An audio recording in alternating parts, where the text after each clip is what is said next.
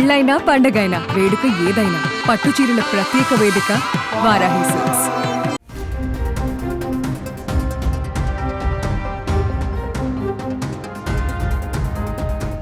పహల్గాం ఉగ్రదాడితో ఉలిక్కిపడ్డటువంటి భారత్కు ప్రపంచ దేశాలు సానుభూతి తెలిపాయి. ఉగ్రవాదాన్ని అణచివేయాలని కూడా పిలుపునిచ్చాయి. పాకిస్తాన్ వైఖరిని తీవ్రంగా ఖండించాయి అన్ని దేశాలు. ఇక అన్ని దేశాలతో పాటు పెద్దన్నగా చెప్పుకునేటువంటి అమెరికా కూడా ఈ దాడిని ఖండించింది.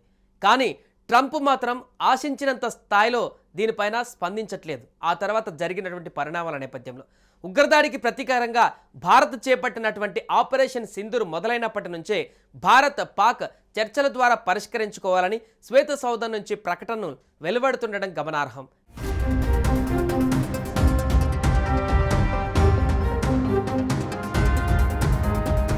అంతేకాదు భారత్ పాకిస్తాన్ మధ్య మధ్యవర్తిత్వం చేసి యుద్ధం ఆపేశారని, యుద్ధం ఆగిపోవడానికి తానే కారణమని చెప్పుకొచ్చారు ట్రంప్.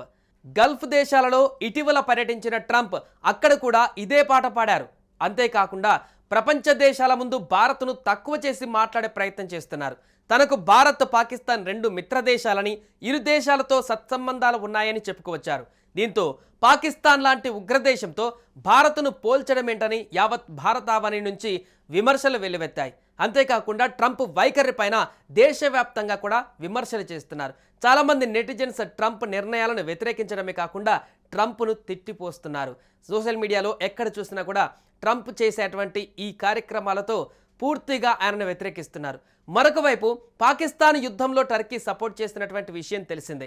టర్కీ నుంచి భారీగా డ్రోన్లు, ఇతర ఆయుధాలను పాకిస్తాన్ సరఫరా చేసుకుంది. ఇప్పుడు ట్రంప్ ఆ దేశానికే సాయం చేస్తున్నారు. $225 మిలియన్ విలువైనటువంటి ఆమ్రామ్ మిసైల్స్ను టర్కీకి ఇచ్చేందుకు అమెరికా సిద్ధమైంది.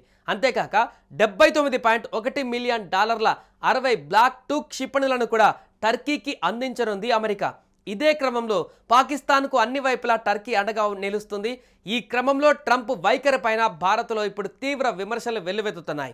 నేరుగా భారత్తో తలపడకుండా ఇండైరెక్ట్గా ట్రంప్కు సహకరించి యుద్ధానికి కాలు దువ్వేటువంటి ప్రయత్నంలో ట్రంప్ కూడా సహకరిస్తున్నాడనేటువంటి విమర్శలు ఇప్పుడు వ్యక్తమవుతున్నాయి. డొనాల్డ్ ట్రంప్ ఇటీవల సౌదీ అరేబియా పర్యటన చేపట్టినటువంటి విషయం తెలిసిందే. అయితే అక్కడ నిర్వహించిన ఓ ప్రెస్ మీట్లో ట్రంప్ చాలా వివాదాస్పదంగా మాట్లాడారు. భారత ఆర్థిక వాణిజ్య వ్యవస్థలను దెబ్బతీసేలా అమెరికా అధ్యక్షుడు డొనాల్డ్ ట్రంప్ వ్యవహరించారు. భారత్లో యాపిల్ సంస్థ పెట్టుబడులు పెట్టడం, యాపిల్ ఫోన్లను తయారు చేయడం తనకు ఇష్టం లేదంటూ కూడా ట్రంప్ ఈ సందర్భంగా అప్పుడు వ్యాఖ్యానించారు. ఈ వ్యాఖ్యలు తీవ్ర వివాదాస్పదంగా మారాయి. ఇది మరవక ముందే భారత్ నుంచి అమెరికాకు వెళ్లిన 15 మామిడి పండ్ల షిప్మెంట్ను అక్కడి అధికారులు సరైన పత్రాలు లేవనేటువంటి కారణంగా అడ్డుకున్నారు. వీటి విలువ $5 లక్షల అమెరికా డాలర్లు ఉంటుందని సమాచారం. ఇది భారతీయ కరెన్సీలో 4 కోట్లుగా ఉంది. దీంతో వీటిని తిరిగి భారత్కు తీసుకువెళ్లడం లేదా అక్కడే ధ్వంసం చేయాల్సిన పరిస్థితి రైతులకు ఎదురైంది. ఇలా భారత్గా ట్రంప్ షాక్ల మీద షాక్లు ఇస్తున్నారు.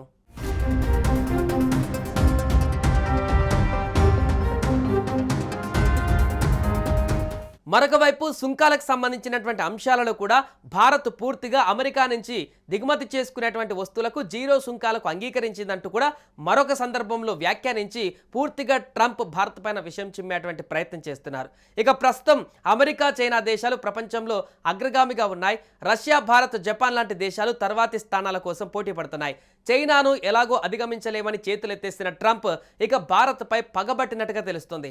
భారత్ను సూపర్ పవర్ కాకుండా అడ్డుకుంటే తమ దేశ పరువు నిలుస్తుందని ట్రంప్ భావిస్తున్నట్లుగా నిపుణులు అభిప్రాయపడుతున్నారు. అందుకే తాజాగా ట్రంప్ వరుసగా చేస్తున్నటువంటి ప్రకటనలు, ఆయన తీసుకుంటున్నటువంటి నిర్ణయాలు పూర్తిగా భారత్కు విరుద్ధంగా ఉంటున్నాయంటూ కూడా చెప్తున్నారు. అలాగే భారత్ ప్రస్తుతం తన ఆయుధ సంపత్తిని పెంచుకుంటుంది. ప్రపంచ దేశాల సాయం లేకుండానే స్వతంత్రంగానే ఎదుగుతోంది. అమెరికా సాయం కూడా తీసుకోవడం లేదు. దీంతో ట్రంప్ భారత్పై కక్ష కట్టినట్టుగా తెలుస్తోంది. అమెరికా లాంటి దేశం నుంచి సాయం పొందితే ఆ దేశం చెప్పినట్లే తోక ఆడించవలసిన పరిస్థితిలో భారత్ లేదు.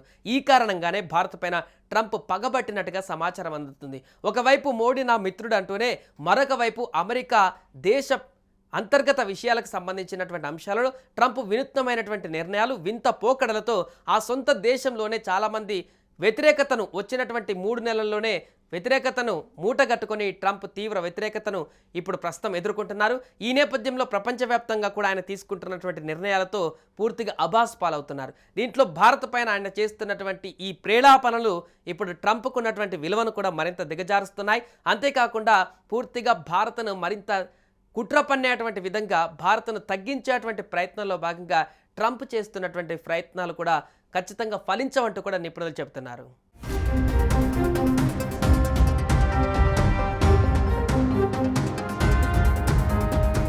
సుమన్ టీవీలో మీ పర్సనల్ అండ్ బిజినెస్ ప్రమోషన్స్ కోసం కింది నెంబర్కి కాంటాక్ట్ చేయండి.